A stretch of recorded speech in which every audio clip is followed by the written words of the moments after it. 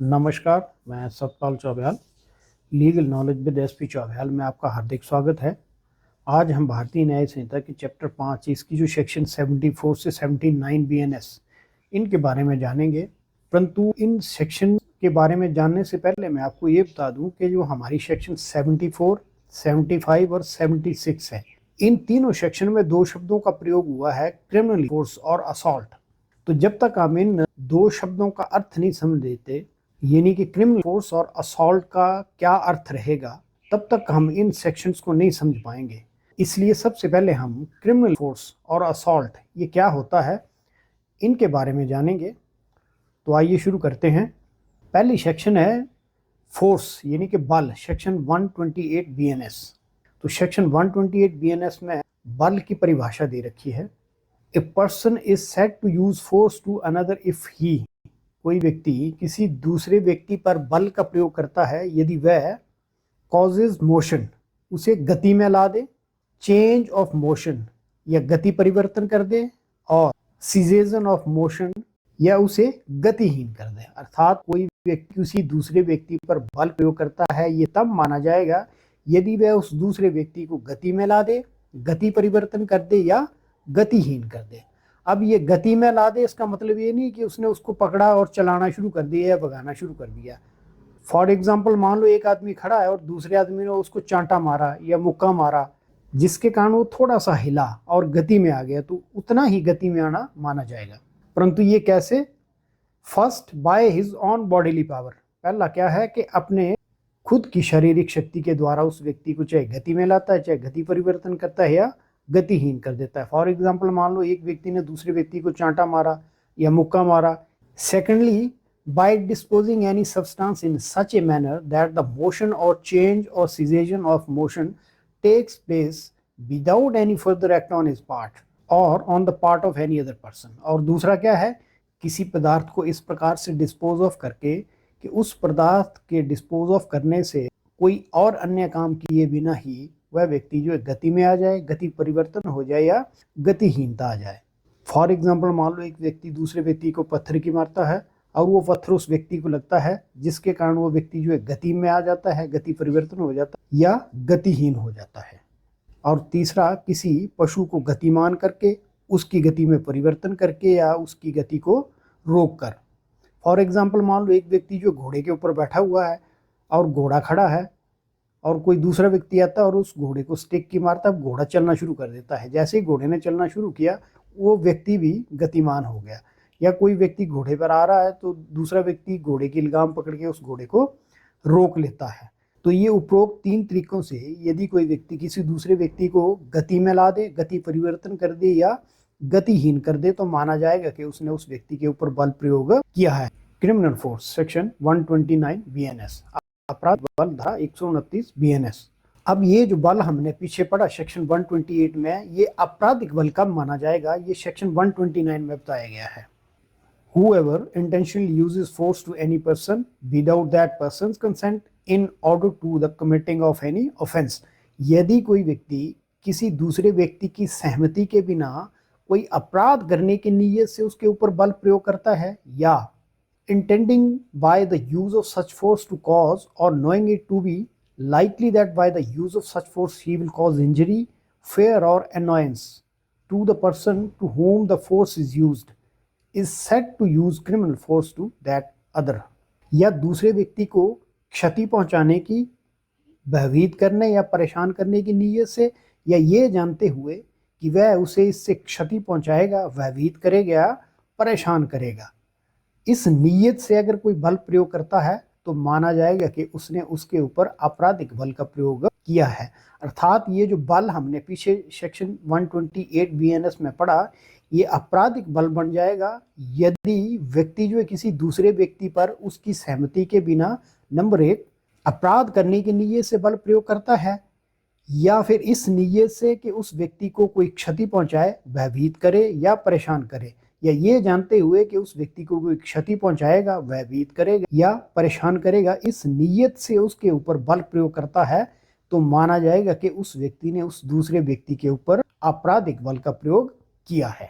Next section है assault, section 130 BNS. Assault यानी हमला। whoever makes any gesture or any preparation intending or knowing it to be likely that such gesture or preparation will cause any person present to apprehend that he who makes that gesture or preparation is about to use criminal force to that person is said to commit an assault। यदि कोई व्यक्ति कोई इस तरह का इशारा करता है या तैयारी करता है जिससे दूसरे व्यक्ति को ये लगे कि वो व्यक्ति जो है उसके ऊपर आपराधिक बल का प्रयोग करने ही वाला है, तो माना जाएगा कि उसने उसके ऊपर हमला किया है। फॉर एग्जाम्पल, मान लो एक व्यक्ति जो है दूसरे व्यक्ति को मारने की नीयत से ऐसे हाथ उठाता है। अब दूसरे व्यक्ति को लगता है कि इस व्यक्ति ने जो हाथ उठाया ये मेरे को चांटा मारने वाला है। अभी उसने उसको चांटा मारा नहीं है, लेकिन वो दूसरे व्यक्ति को अगर ऐसा लगता है कि ये व्यक्ति मेरे को चांटा मारने ही वाला है, तो ये माना जाएगा कि उसने उसके ऊपर हमला किया है। Explanation, mere words do not amount to an assault but the words which a person uses may give to his gestures or preparation such a meaning as may make those gesture or preparation amount to an assault। तो स्पष्टीकरण में क्या बताया गया है कि महज शब्द जो है वो हमले की श्रेणी में नहीं आते हैं, परंतु व्यक्ति द्वारा जो शब्द इस्तेमाल किए जाते हैं वो उसके हाव भाव और तैयारियों को ऐसा अर्थ दे सकते हैं जिससे वे हाव भाव या जो उसकी तैयारी है वो हमले के समान मानी जा सके। फॉर एग्जाम्पल, मान लो एक व्यक्ति जो है दोनों हाथ उसने अपनी जेब में डाली और खड़ा है और दूसरे आदमी को बोलता है कि मैं आपको थप्पड़ मारूंगा, तो अब इसको हमला नहीं माना जा सकता क्योंकि उसने दोनों हाथ अपनी जेब में डाले हुए, तो इसको अब हमला नहीं माना जा सकता क्योंकि वो खाली कुछ बोल रहा है। परंतु अगर उसने एक हाथ जो अपनी जेब से निकाला और चांटा मारने की जो पोजीशन में आ गया और साथ में उसने ये भी बोला कि मैं आपको चांटा मारूंगा, तब वो शब्द जो है और उसका जो इशारा वो हमले की श्रेणी में आएगा। अब नेक्स्ट सेक्शन है हमारी असॉल्ट और criminal force to women with intent to outrage her modesty.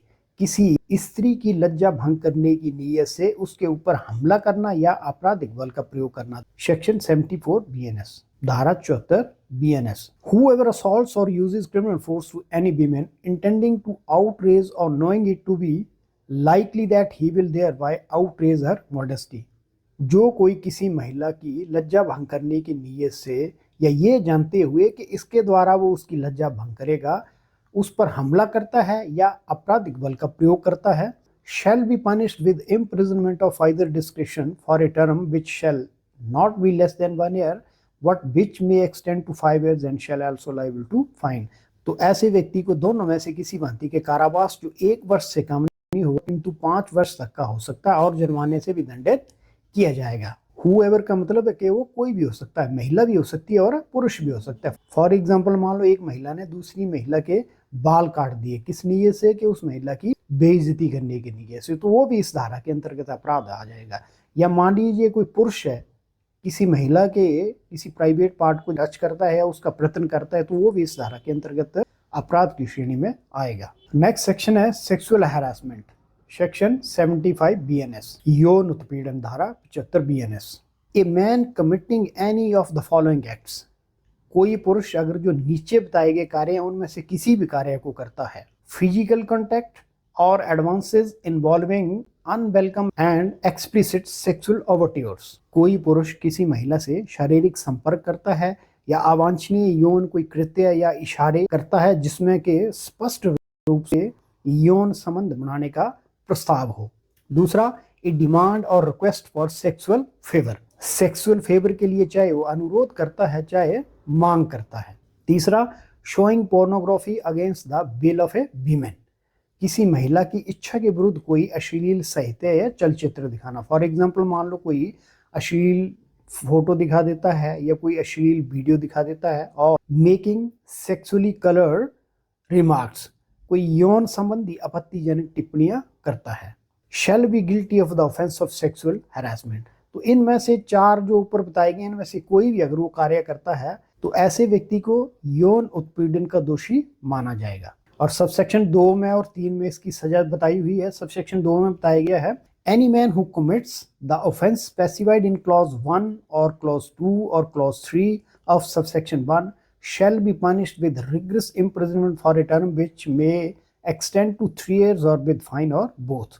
तो जो सबसेक्शन 1 के जो पहले 3 क्लॉजेज में जो कृत्य बताए गए हैं, अगर इनमें से किसी एक कृत्य को कोई व्यक्ति करता है तो ऐसे व्यक्ति को जो एक कठोर कारावास जो 3 साल तक का हो सकता है या जुर्माना या दोनों से दंडित किया जाएगा।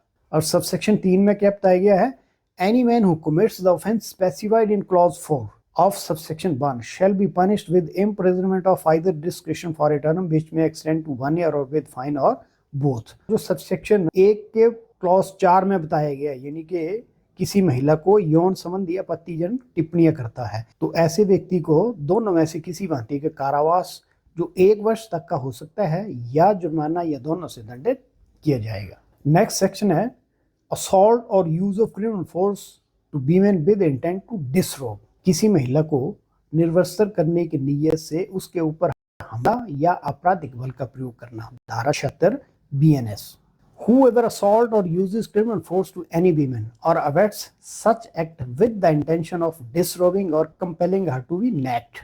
जो कोई किसी महिला को निर्वस्त्र करने या नग्न होने के लिए मजबूर करने की नीयत से उसके ऊपर हमला करता है या आपराधिक बल का प्रयोग करता है, अर्थात अगर किसी महिला को निर्वस्त्र करने या उसको नग्न होने के लिए मजबूर करने की नीयत से उस पर हमला करता है या आपराधिक बल का प्रयोग करता है या किसी अन्य व्यक्ति को ऐसा करवाने के लिए उकसाता है, shall be punished with imprisonment of either discretion for a term which shall not be less than 3 years but which may extend to 7 years and shall also be liable to fine।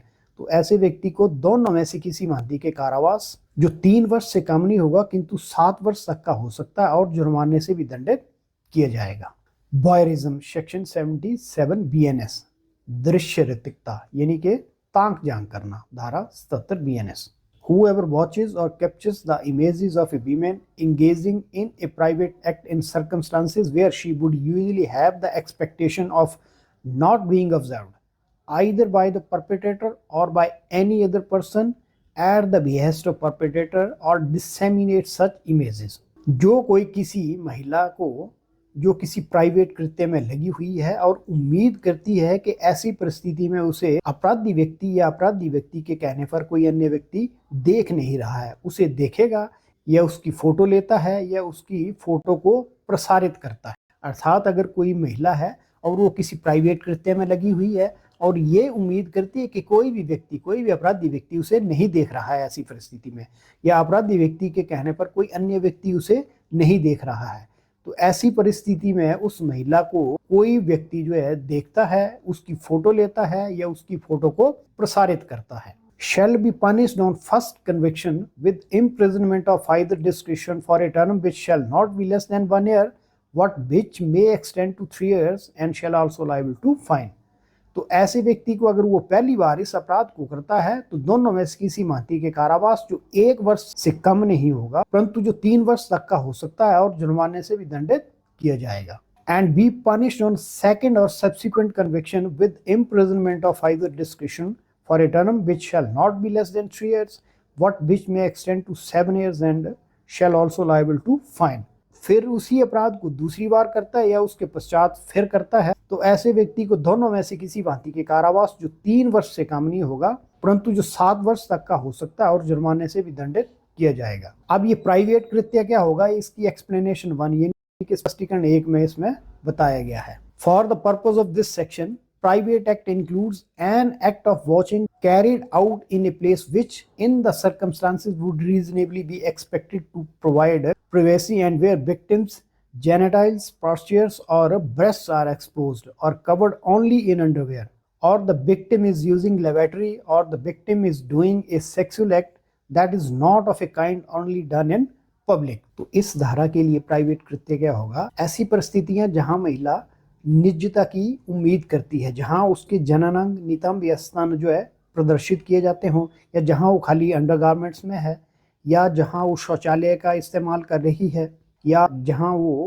कोई sexual act कर रही है लेकिन जो किसी सार्वजनिक स्थान पर ना हो। फॉर एग्जांपल मान लो कोई महिला अपने बेडरूम में है और वो अधोवस्त्र में है, खाली जो है अंडरगारमेंट्स में है, या मान लीजिए कोई महिला जो है स्नान कर रही है या शौचालय का इस्तेमाल कर रही है और ऐसी परिस्थिति में वो ऐसी उम्मीद करती है कि कोई भी व्यक्ति उसे नहीं देख रहा है। Explanation 2 where the victim consents to the capture of the images or any act but not to their dissemination to third persons and where such image or act is disseminated, such dissemination shall be considered an offense under this section। तो स्पष्टीकरण 2 में क्या बताया गया है कि जहां जो पीड़िता है वो अपनी फोटो लेने के लिए किसी दूसरे व्यक्ति को सहमति दे देती है, परंतु उस फोटो को जो है प्रसारित करने की सहमति नहीं देती है, और उस महिला की सहमति के बिना उस फोटो को अगर कोई व्यक्ति प्रसारित करता है, तब ये माना जाएगा कि उस व्यक्ति ने इस धारा के अंतर्गत अपराध किया है। फॉर एग्जाम्पल, मान लो एक महिला और एक पुरुष जो है आपस में मित्र हैं,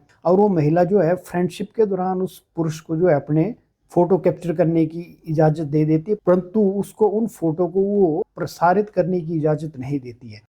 अब वो जो पुरुष है उसकी किसी कारणवश उससे अनबन होगी, या मान लीजिए अनबन नहीं भी हुई, और उस महिला की अनुमति के बिना उसकी जो फोटो जो उसकी कंसेंट से उसने कैप्चर करी थी उसको डिसैमिनेट कर देता है, प्रसारित कर देता है, तो माना जाएगा कि उस पुरुष ने इस धारा के अंतर्गत अपराध किया है। Stalking section 78 BNS। Stalking means पीछा करना, किसी का पीछा करना, धारा 78 BNS। एनी मैन हु, कोई भी पुरुष जो follows a woman or contacts or attempt to contact such women to foster personal interaction repeatedly despite a clear indication of disinterest by such women। कोई व्यक्ति किसी महिला से संपर्क करता है या इसका प्रयत्न करता है या बार बार उससे व्यक्तिगत बातचीत बढ़ाने की नीयत से जो है संपर्क करता है, जबकि उस महिला ने स्पष्ट रूप से जो है उसे इसके लिए मना कर दिया हो। अर्थात अगर कोई व्यक्ति किसी महिला से संपर्क करने की नीयत से बार बार उसका पीछा करता है या इसका प्रयत्न करता है, या उससे जो व्यक्तिगत बातचीत बढ़ाने की नीयत से बार बार संपर्क करता है, जबकि उस महिला ने उसे ऐसा करने से स्पष्ट रूप से मना कर दिया। दूसरा, monitors the use by a women of the internet, email or any other form of electronic communication.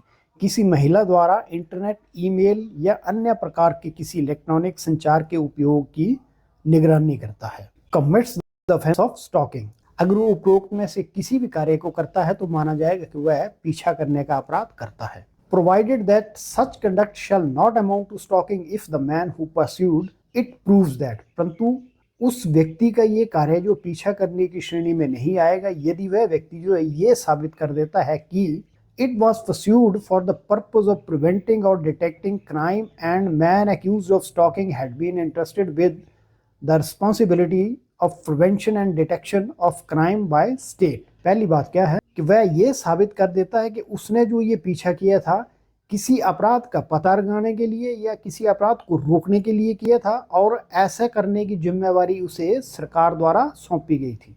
दूसरा, it was pursued under any law or to comply with any condition or requirement imposed by any person under any law. तो दूसरा क्या है, किसी कानून के अनुसार या किसी व्यक्ति द्वारा किसी कानून के अनुसार उस पर कोई कंडीशन लगाई गई थी जिसके कारण उस व्यक्ति ने उसका पीछा किया था। या तीसरा, in the particular circumstances such conduct was reasonable and justified.